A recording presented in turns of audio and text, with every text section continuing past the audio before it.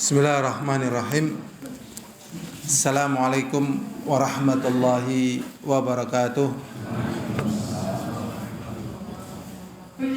Innal hamdalillah nahmaduhu wa nasta'inuhu wa nastaghfiruh wa na'udzu billahi min shururi anfusina wa min sayyiati a'malina. Man yahdihillahu fala mudilla lahu wa may yudlil fala hadiya lahu. Asyhadu an la ilaha illallah wahdahu la syarika lah wa asyhadu anna Muhammadan abdu wa rasuluh. Allahumma salli wa sallim ala Muhammad ibni Abdillah alladzi la nabiyya ba'dah. Al-hadirun rahimani wa rahimakumullah.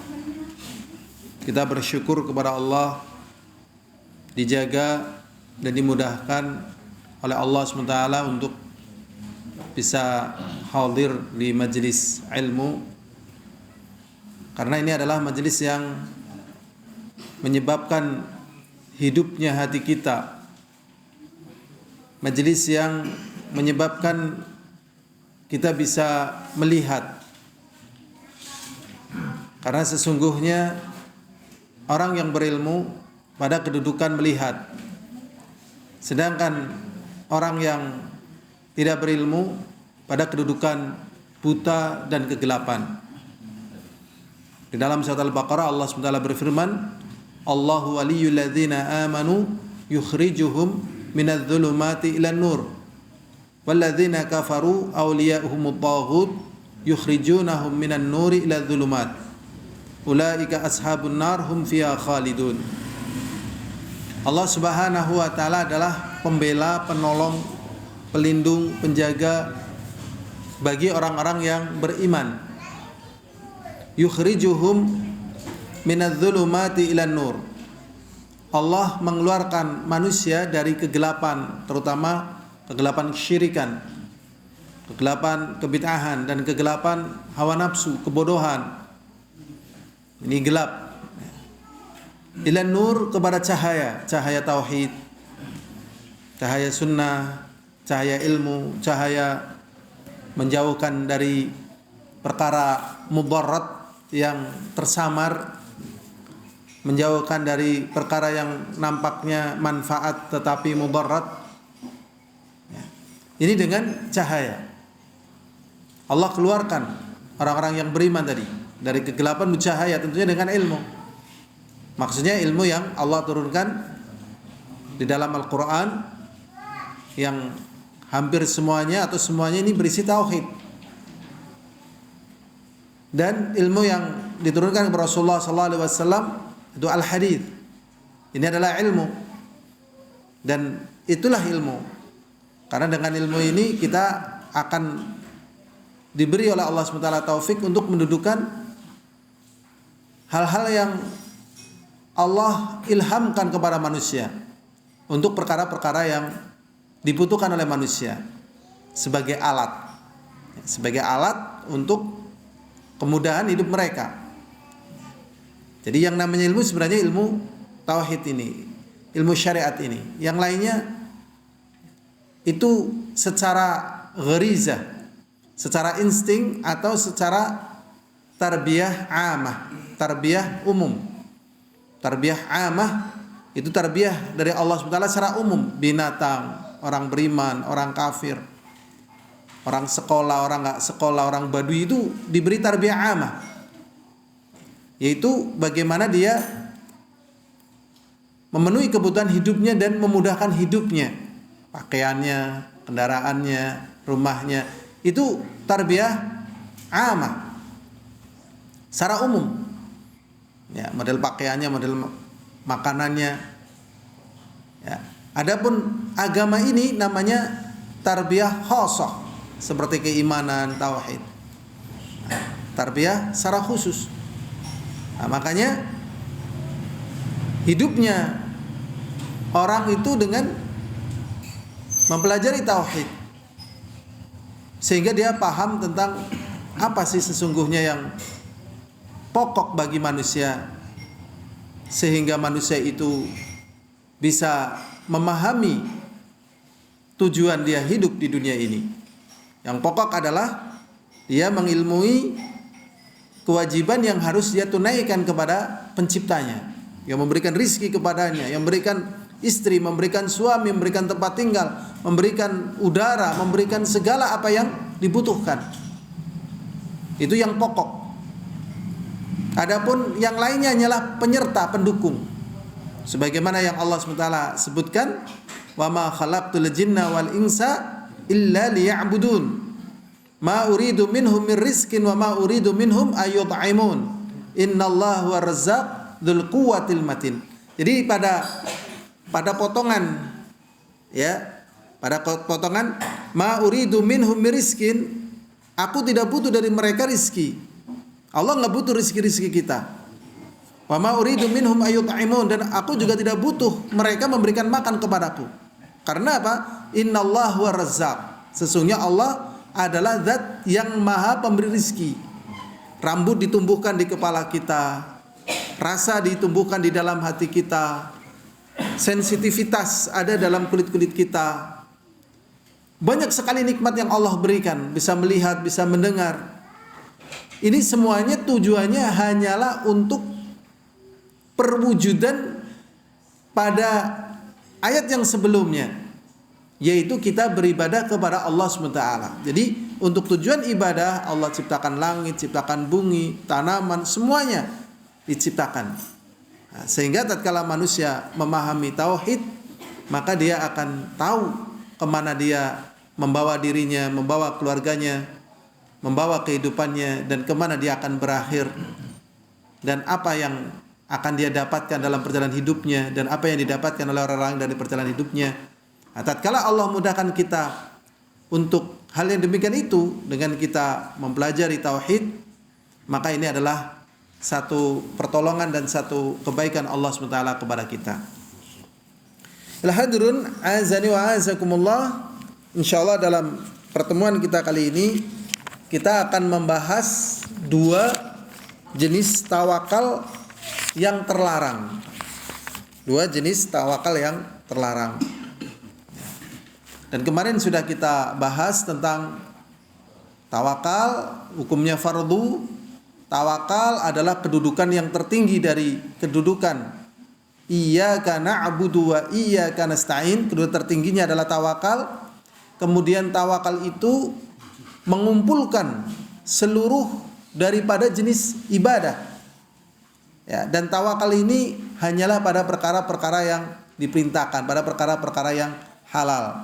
Adapun perkara yang haram, misalnya saya harus tawakal, mau pasang nomor.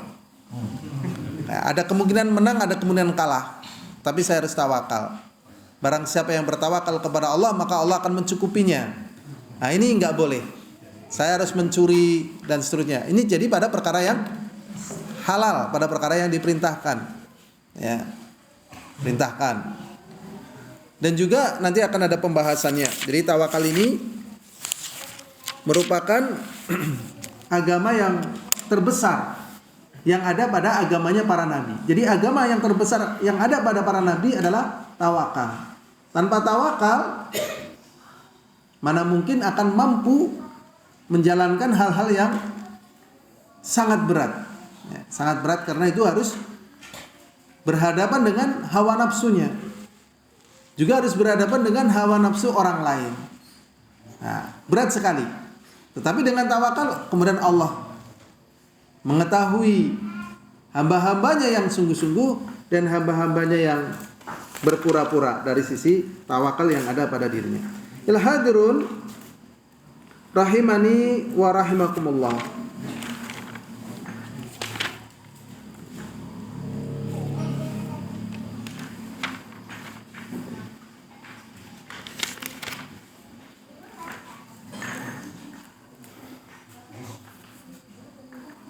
Tawakal yang diperbolehkan itu cuma satu.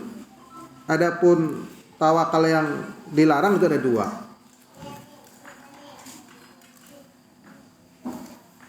Yang pertama, at-tawakkulu fil umuril lati la yaqdiru 'alaiha illallah. Bertawakal pada perkara yang tidak mampu kecuali Allah. Kalladzina yatawakkaluna 'alal amwat, seperti orang yang bertawakal kepada mayit. Bertawakal kepada mayit. Bagi akal kita tatkala dalam sehat itu aneh kok tawakal pada mayit. Tapi kenyataannya banyak manusia yang bertawakal kepada mayit.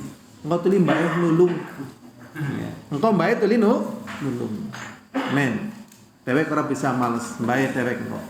Ya. Oh, parah nih kok main. Ya.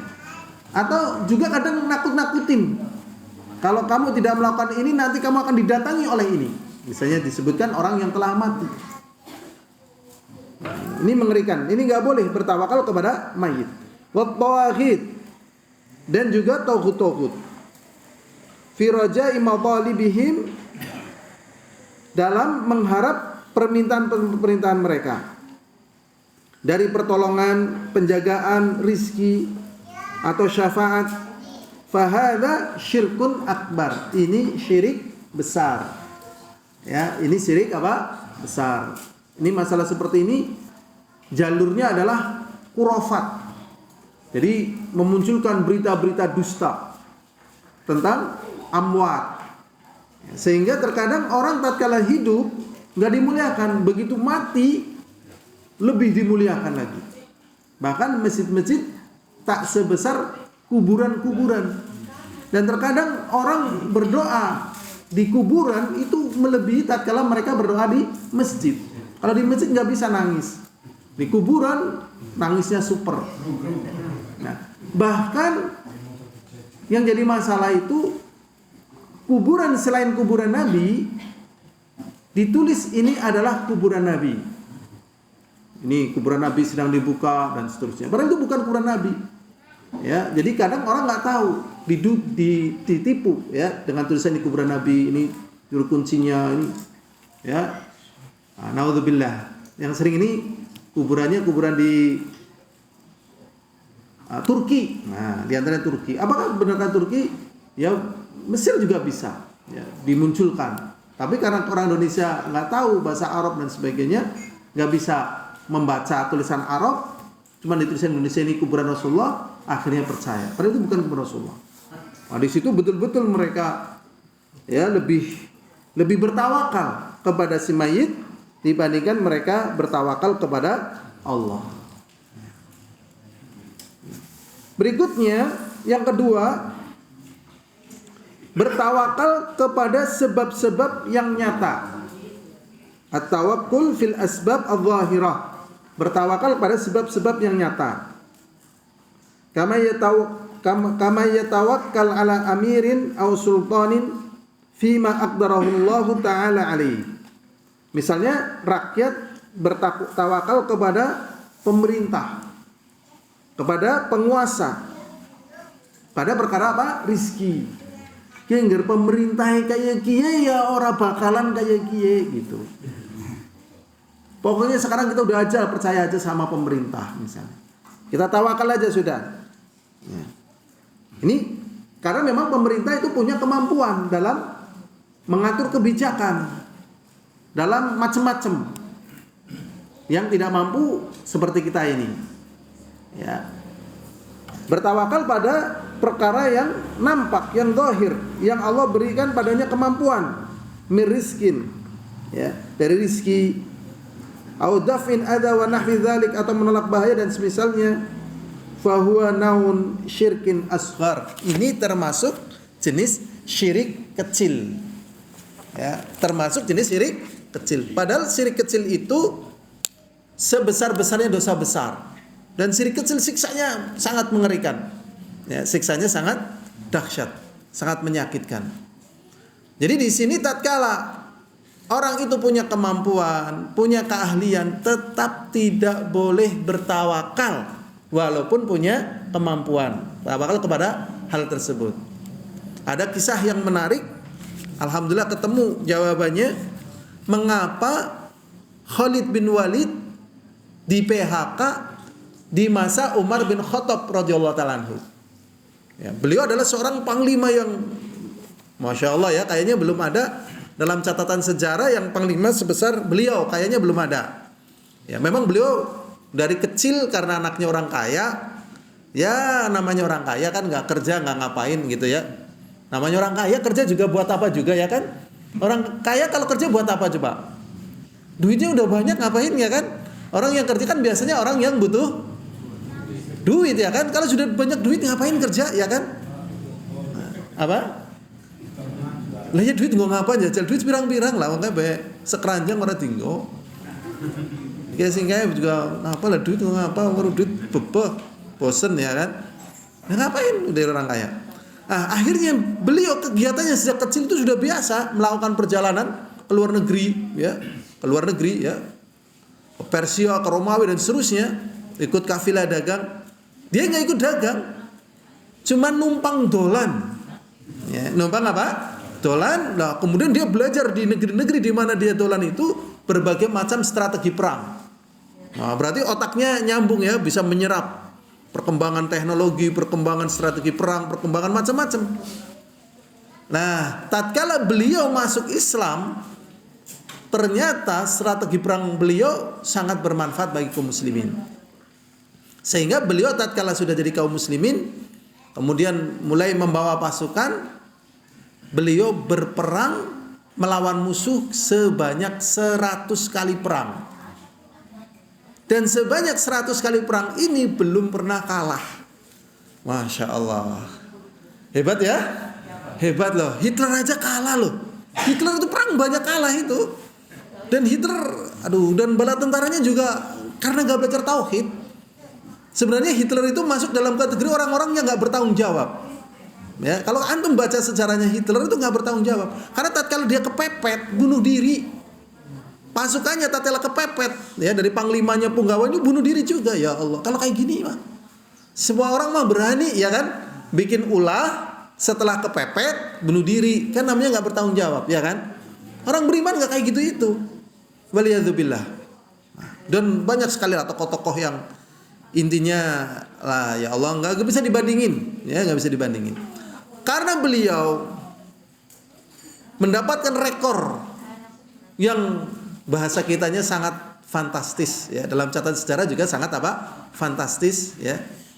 Fantastis ya, kayak loh kok bisa ya gitu kan. Ya semuanya dengan kehendak Allah.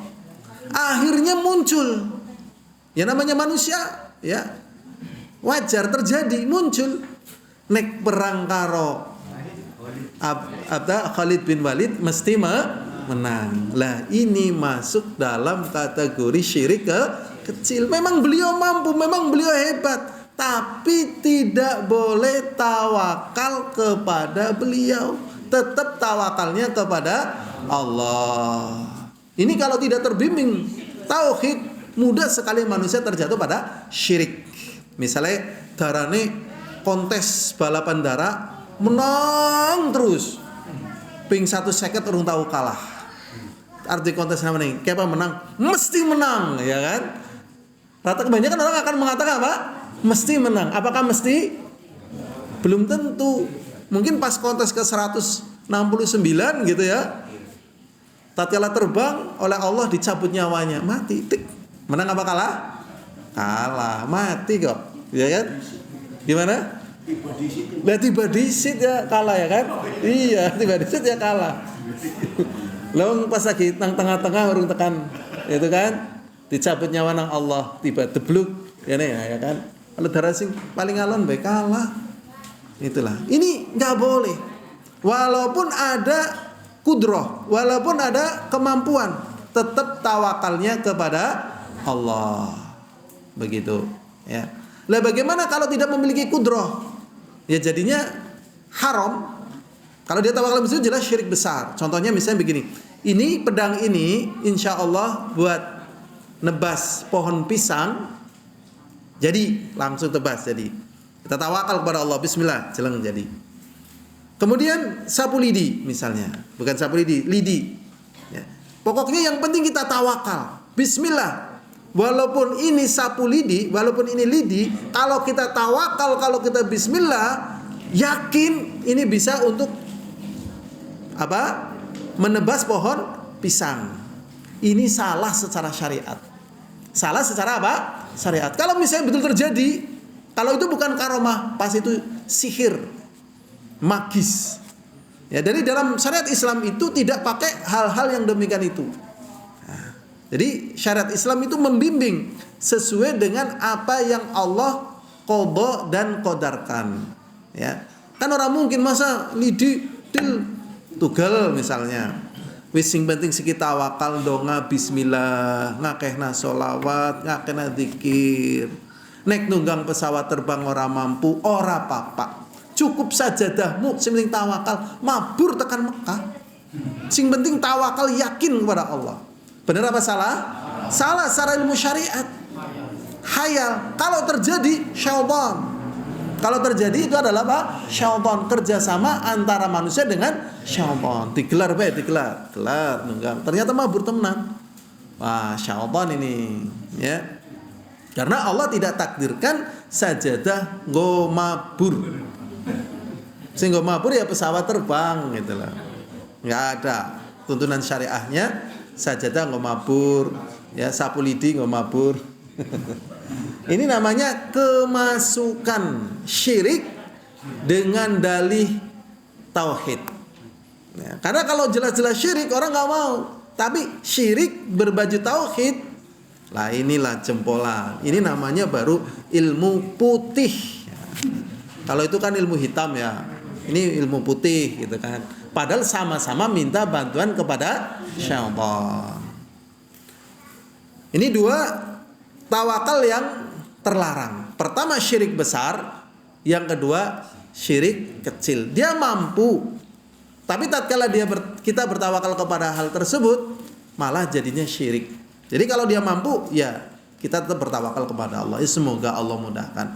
Ini motormu bisa nggak dibawa ke Purwokerto? Misalnya Vario tahun 2020, masih seger, masih sehat, ya kan? Kita jawab gimana?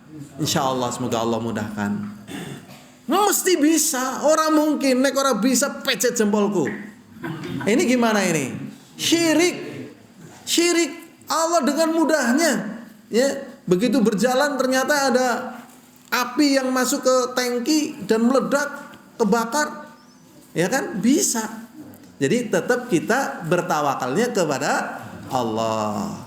Ya, jadi penipuan atas nama tawakal. Kowe kena diabetes ya? Iya. Ngumbe uyuhmu, diumbe. Lah apa mari sementing tawakal, yakin. Ki wis diwarai nang mbah-mbah dhewek. Tawakal, umbe bae. Pesing ora apa-apa. Kowe arep mari atau arep pesing? Ya mari, umbe bae. Wis diumbe perung wis, berang gelas. Wis bergelas-gelas, wis mari apa urung. Engko maning terus, sing penting tawakal. Boleh apa tidak boleh? Tidak boleh karena tidak mengandung unsur obat. Dan ini sudah ada dalam Sahih Bukhari, jadi praktek. Orang yang sakit diabetes, istilahnya maradus sukar, dengan air kencingnya itu sudah terjadi. Sampai Imam Bukhari mengatakan ini tidak ada tuntunannya. Ya, dalam sahihnya itu disebutkan kalau memang itu bisa bentuk obat, maka Rasulullah dan para sahabatnya sudah melakukannya. Ya, berarti ini dusta. Ya. Al-hadirun a'azani wa a'azakumullah, kita lanjutkan. Sedangkan yang ketiga, ini yang boleh, yang satu, yang dua nggak boleh. Wal wakalatu jaiz. Sedangkan tawakal yang boleh adalah tawakal seseorang di dalam mengerjakan perkara yang dia mampu. Niyabatan anhu, sebagai wakil dari orang lain misalnya. Misalnya seorang yang ahli metik kelapa. Ya, metik kelapa, dia bisa naik pohon kelapa, ya. Kita nyuruh, tolong petikan pohon kelapa saya. Maka kita bertawakalnya kepada Allah, kepada orang yang mampu naik pohon kelapa. Nah, ini yang boleh seperti itu.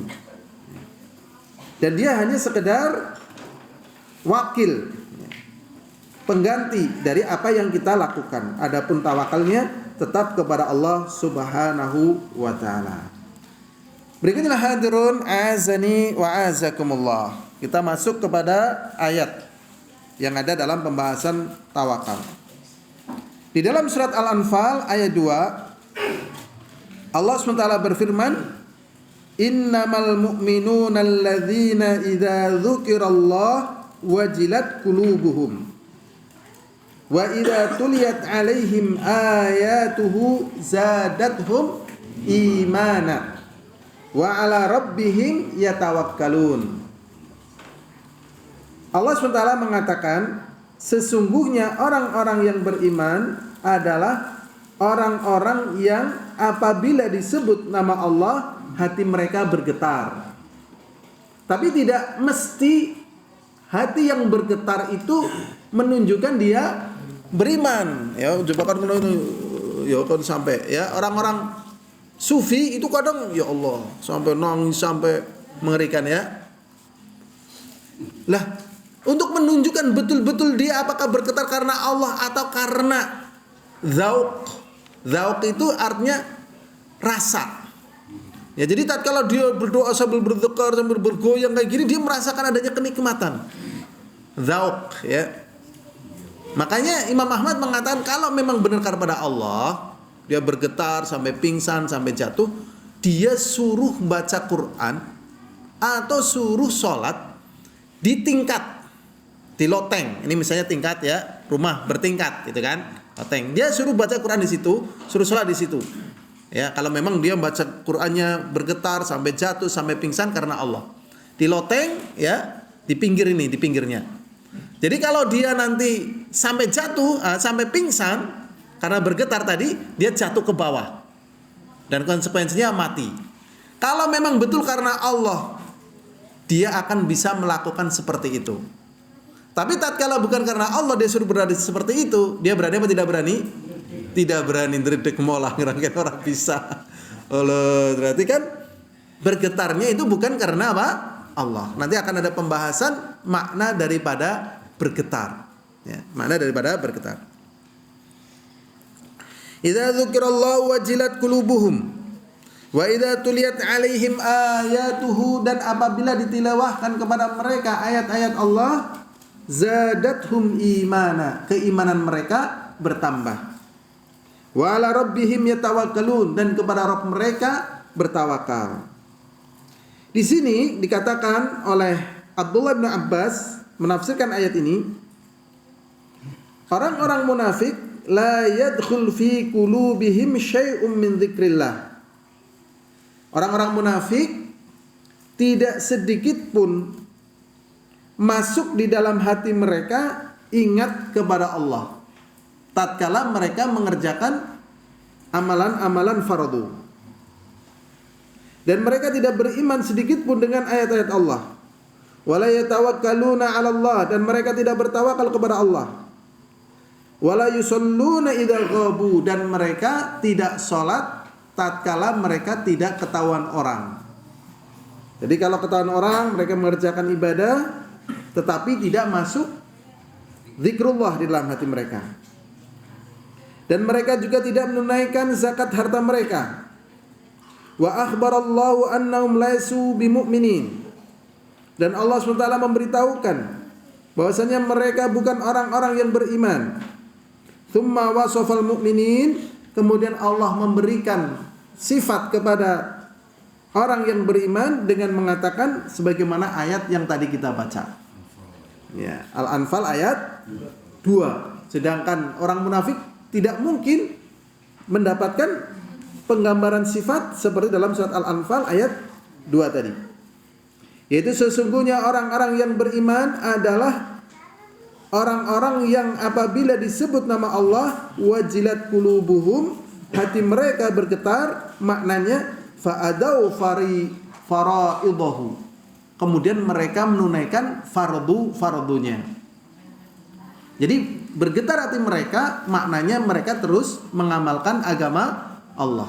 Ini lebih dahsyat daripada bergetar dalam artian ya tadi ya merasakan adanya dzauq ya. Karena terkadang hati mereka bergetar setelah itu mereka melakukan hal-hal yang diharamkan oleh Allah Subhanahu wa taala. Hadis ini diriwayatkan oleh Ibnu Jarir dan Ibnu Abi Hatim.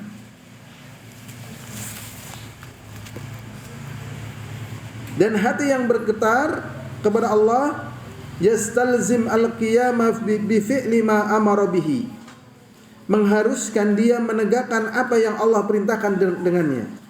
Wa tarku ma naha anhu, dan meninggalkan apa yang dilarang. Berarti tatkala kita belum mampu seperti ini, ya, padahal kita sebenarnya mampu mengerjakan, berarti di sini minimal ada tanda-tanda kelemahan iman, atau bahkan ada masuk bagian ya dari sifat-sifatnya orang munafik. Ya, berarti memang orang beriman ini jadi kuat dengan ayat, ya, dengan ayat Allah Subhanahu wa Ta'ala. Misalnya dia dapat musibah yang sangat besar, kemudian dibacakan ayat bahwasanya semuanya ini milik Allah dan Allah lah yang kuasa. Kapan Allah ambil, ya kita nggak bisa nolak.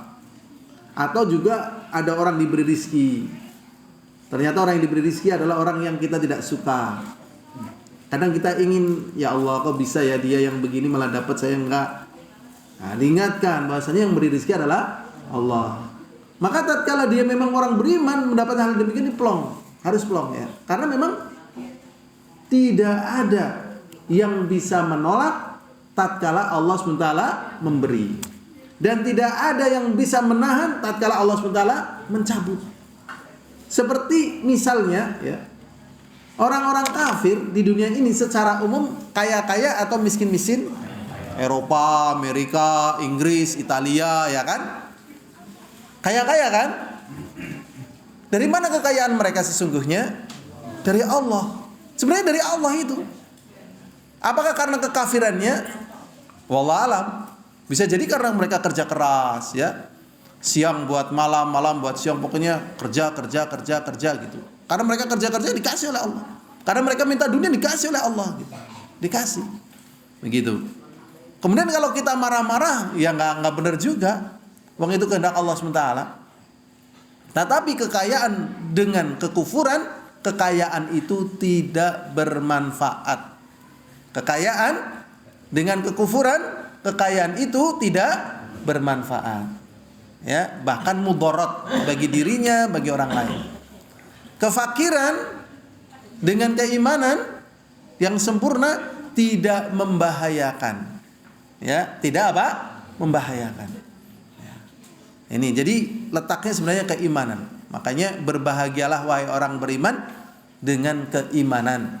Berbahagialah orang yang beriman dengan apa? Keimanan. Dan jangan sedih dengan sesuatu yang belum diberi dari perkara harta. Karena yang sering kita kan boyongannya ger dadi wong sugih ya kan? Mesti ger duwe mobil ya, ger motore ganti ya, ger anaknya dadi kayak ya, bayangannya kayak gitu. Sehingga melupakan kenikmatan yang banyak yang Allah berikan kepada kita. Tatkala lupa akan kenikmatan, ya sudah, hidupnya jadi nggak nikmat. Ya. Tatkala melupakan kenikmatan, hidupnya jadi nggak nikmat. Firaun ya, contohnya yang udah sering buat contoh ya, Firaun kan nggak masuk akal ya. Firaun pasukannya banyak, kekuasaannya banyak, kekuatannya banyak, baru mendengar bayi yang akan lahir tadi akan menggulingkan kekuasaannya. Bayi loh, itu sudah bisa menghilangkan seluruh kenikmatan yang ada pada Firaun. Sampai kalap cari bayi-bayi ini, pateni kabeh. Nalar apa mboten nalar? Mboten nalar. Paranoid ini. Ya, ketakutan yang enggak ada gunanya. Pokoknya siapa saja yang kehilangan keimanan jadi paranoid. Paranoid artinya apa nggih? Si ngomong dewek malah orang ngerti gitu. Ya ketakutannya nggak ada gunanya.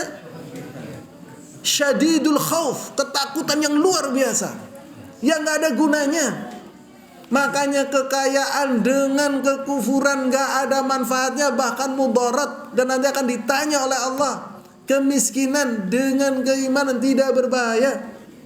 Nah kekayaan dengan keimanan ya bermanfaat. Ya. Bermanfaat. Makanya Masya Allah, ini ada rahasia di balik agama Allah Makanya bagi para thalabul ilmi yang mempelajari ilmu Alkitab dan Sunnah, kalau dia nggak semangat menyampaikan itu berbahaya. Apalagi di masa kita ini, ya Allah, seluruhnya perkara dijejalkan. Dijejalkan ya. Dijejalkan sehingga kalau umat tidak tahu di dalam memilah dan memilih, wah, otaknya penuh dengan sampah ya. Otaknya penuh dengan sampah. Lah kalau banyak sampahnya ya nggak enak, nggak fresh gitu, nggak bahagia. Padahal yang dibutuhkan oleh dia hidup di dunia ya bahagia, selamat, begitu. Rezekinya halal, saudaranya banyak, begitu. Tenang, damai, begitu. Nyampah, banyak apa? Nyampah. Al-hadirun rahimani wa rahimakumullah, kita lanjut lagi. Ini penafsiran dari yang lainnya. Insyaallah ya, baru bahas satu ayat, waktunya balapan ya, balapan. Mengaji telaten banget. Bayangan saya pertemuan ini udah terakhir kita bahas tawakal. Ya, bayangan saya ya, tapi qadarullah masih belum nyandak, enggak apa-apalah, sabar. Berikutnya berkata Al-Imam As-Suddi. Tadi Abdullah bin Abbas, seorang ulama ahli tafsir, sahabat. Kemudian juga ada ahli tafsir lagi namanya Al-Imam As-Suddi. Beliau menafsirkan tentang ayat alladzina idza dzukirallahu wajilat qulubuhum, yaitu orang-orang yang apabila disebut nama Allah hati mereka bergetar. Beliau menafsirkan huwar rajulu yuridu ayudzlama. Ya. Kisahnya ini tentang seseorang yang ingin berbuat zalim atau berbuat maksiat. Kemudian dikatakan kepadanya ittaqillah, bertakwalah kamu kepada Allah. Kemudian hati mereka bergetar sehingga tidak jadi melakukan maksiat. Ini tanda orang yang beriman ya. Ini penyelamat betul ya, penyelamat betul keimanan ya, yang berat-berat lah ya, seperti kisahnya yang sudah pernah kita sebutkan ya, dari kalangan Bani Israel, seorang paman sangat cinta kepada keponakannya ya. Suatu ketika keponakannya itu butuh duit, pamannya akhirnya kesempatan, ya kamu tak pinjemin duit, tapi dengan syarat kamu serahkan dirimu kepada diriku. Tatkala tinggal jatuhnya ke sumur, si wanita ini mengatakan, ya Abdullah, ittaqillah, la tukthir khatam illa bihaqqiha. Wahai Abdullah, takutlah kepada Allah. Janganlah kau patahkan cincin kecuali dengan haknya. Tidak ada yang menghalangi kecuali ketakwaannya. Masya Allah. Ini ketakwaan yang menyelamatkan dia dari dosa, dari aib. Ya. Umumnya kalau orang diuji seperti ini berhasil atau gagal? Umumnya berhasil atau gagal? Gagal ya. Gagal lah kebanyakannya. Mulanya menaja gagal aja perek. Pokoknya naik urung kobil tuha aja diedekna ya. Saya melihat ada musibah baru dalam kehidupan kita yang namanya prewedding. Ya, ngertos nggih prewedding nggih? Kuwi kan urung akad nikah lho. Wis gondengan ya Allah. Kuwi ngerti jor kowe. Wah, Masya Allah. Nek wedhus jarene bahasa Gemien nedak. Ngertos nedak jenengan? Nedak napa? Nyerobot lho. Nggih, nedak bahasa zaman dulu. Ya kan? Pokoknya sebelum ada kata qabil tuha, ya, timba tidak boleh dijatuhkan ke sumur. Paham nggih? Paham. Jadi tidak boleh terjadi hubungan suami istri ini. Hati-hati sekali loh di zaman kita ini, ya Allah. Kayak semi boleh. Kalau sudah cinta kayak boleh, ya Allah. Sudah tunangan kayak boleh. Ya, maka ada istilah prewedding. Ya, prewedding ini harus dihapuskan sebenarnya. Janganlah ya. Enggak boleh, tetap haram. Ya. Laki sama perempuan itu persis seperti biri-biri sama serigala. Ya, laki-lakinya ini serigala yang puasa 7 hari misalnya belum makan. Ini biri-birinya gemuk ya, baru disampo lagi gitu kan. Wahai serigala, bersabarlah engkau bersama biri-biri. Aku akan biarkan engkau 1 kali 24 jam. Kira-kira bisa bersabar nggak serigala ini kepada biri-birinya? Mungkin serigala akan mengatakan, betapa bodohnya engkau wahai manusia. Mana mungkin saya bisa bersabar? Bukankah aku serigala? yang tidak mungkin bersabar tatkala lihat mangsaku. Tuh. Ini gambaran ya. Makanya jangan preweddingan lah ya. Pokoknya nek urung kobil tuha aja diperekna. Dan nanti pernikahan itu bukan sehari 2 hari loh. Ya kenapa kalau belum jadi suami istri membara? Ya kan wisnahan bertahun-tahun ya kan. Nanti kalau jadi pengantin lawas, melempem. Itu loh, hati-hati loh. Justru tatkala jadi pengantin lawas, bagaimana yang melempem ini bisa melar lagi loh. Dan itu sulit. Ya, para kesepuhan tanya aja, sulit ya kan. Tetap melempem bae, Allah berisik bapak kayak. Kayak makan ada Allah ora butuh duit. Makanya ini melempem sudah. Ingat, pernikahan ini panjang. Ya, jagalah baranya itu nanti tatkala menjadi pengantin lawas. Kalau pengantin anyar enggak usah dibakar aja sudah hidup kok, ya. Enggak usah dibakar, enggak usah dikipasin, hidup. Ya. Ini karena permasalahan apa? Syariat. Ya. Bertakwalah kamu kepada Allah. Tatkala dia ada tanda keimanannya, ya sudah. Kamu mau prewedding? Enggak. Mau dipupurin enggak? Kamu kan laki-laki biar tambah cakep? Enggak. Ya kan? Tukar cincin juga tidak ada tuntunannya. Masya Allah. Ya kan? Terus menyandarkan nama suami di balik nama istri itu juga enggak ada tuntunannya. Misalnya Fatimah. Ya, calon suaminya namanya Paino. Ya. Namamu siapa? Fatimah Paino Wagimin. Oh, kok bisa namamu begitu? Ini Paino Wagimin calon suami saya. Oh, nggak boleh ya. Makanya kan ada nama ya. Ini sebenarnya juga nggak boleh ya kan? Nggak boleh. Misalnya Nyonya, ya tadi Fatimah Wagimin misalnya kan. Ini nama suaminya jangan. Kalau nama bapaknya boleh. Kalau tanya, kamu namanya siapa? Fatimah. Lah itu Wagimin, bapak saya. Oh, betul, nggak apa-apa. Ya, saya tadi nama saya Fatimah, bapak sama namanya Wagimin. Nah, kok nama kamu bagus? Iya, nama bapak saya juga bagus, Wagimin. Oh ya, nggak apa-apa. Ya, sama-sama bagusnya ya. Cuman Wagimin nama Jawa ya. Kalau Fatimah nama apa? Ya, nama putrinya Rasulullah. Berikutnya hadirun azani wa azakumullah. Kita lanjut aja kepada ayat berikutnya biar hemat waktu. Ya, di dalam kitab antum ada itu. Ya, di dalam surat Al-Anfal ayat 64. Allah Subhanahu wa taala berfirman, "Ya ayyuhan nabi, hasbukallah wa manittaba'aka minal mu'minin." Ini kata-kata ini Masya Allah ya, hanya berlaku bagi orang-orang yang beriman dan bertakwa. Allah mengingatkan kepada nabinya, ya ayuhan nabi, wahai nabi, hasbukallah, cukup bagimu Allah. Jadi tatkala manusia itu sudah berjalan di atas kebenaran, diridhoi oleh Allah, langkahnya tepat, tahapannya tepat, tidak perlu berkoalisi, tidak perlu melirik dengan perkara yang haram. Nah, ini kalau dalam bahasa Jawa sering diarani karo ulagaran. Lah bocah dadi sopir mengandalna iman takwa orang nganggo serep. Nah, ulagaran ya wajar dibegal, treke digawa. Tuh, Masya Allah. Nah, serep seperti ini yang sering dimaksudkan serep ini kan syirik, ya apa tidak? Udah tawakal kepada Allah. Tawakal kepada Allah. Jimat ya dan seterusnya, jimat ya. Orang yang pakai jimat atau dipakai serep di waktu yang Allah tentukan, jimatnya nggak bisa menolak ketentuan Allah.